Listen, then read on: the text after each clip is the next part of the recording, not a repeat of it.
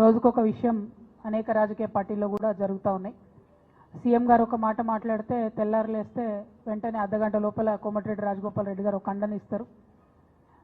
బండి సంజయనని పట్టుకొని డైరెక్ట్గా ఈటెల రాజేందర్ గారు వార్నింగ్ ఇస్తారు. అట్లా మొత్తం అన్ని పార్టీలలో కూడా ఏదో ఒకటి నడుస్తూనే ఉన్నది. అందులో పెద్ద ఆలోచించేది ఏం లేదు. సో ప్రత్యేకమైనటువంటి దృష్టి బీఆర్ఎస్ మీదనే పెట్టాల్సినటువంటి అవసరం కూడా లేదు. అల్టిమేట్గా మేము అన్ని రాజకీయ పార్టీల్లో ఉన్నటువంటి అందరు నాయకులం కూడా కోరుకునేది ఒకటే, ప్రజలు బాగుండాలి, అదేవిధంగా ప్రజలకు మేలు చేసే పార్టీలు నాయకులు బాగుండాలని కూడా కోరుకుంటున్నాం. దానికోసమే అందరం కూడా ప్రయత్నం చేస్తాం. Thank you. జై తెలంగాణ.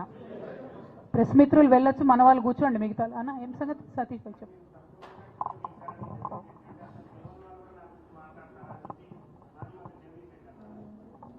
పోనీలేవే పాపం వదిలేసి. అయితే ప్రెస్ మిత్రులు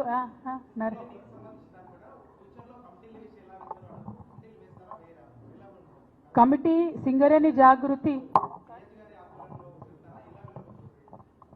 బ్రదర్, ఇది ఒక అలయన్స్ అంటే ఏంటిది? సింగరేణి జాగృతికి అన్ని ఏరియాలలో కమిటీలు ఉంటాయి, హెచ్ఎంఎస్కు అన్ని ఏరియాలలో కమిటీలు ఉంటాయి.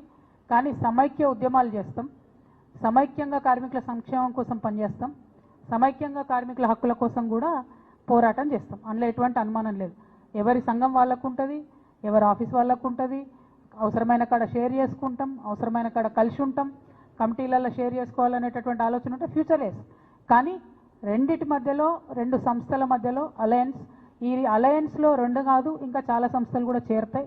ఎందుకోసం అంటే ఇవాళ గెలిచినటువంటి ఐఎన్టీయూసీ ఏఐటీయూసీ కూటమి ఏదైతే ఉన్నదో నిట్ట నిలువున సింగరేణి కార్మికుల యొక్క సంక్షేమాన్ని పాతరబెడుతున్నటువంటి పరిస్థితి కనబడుతుంది.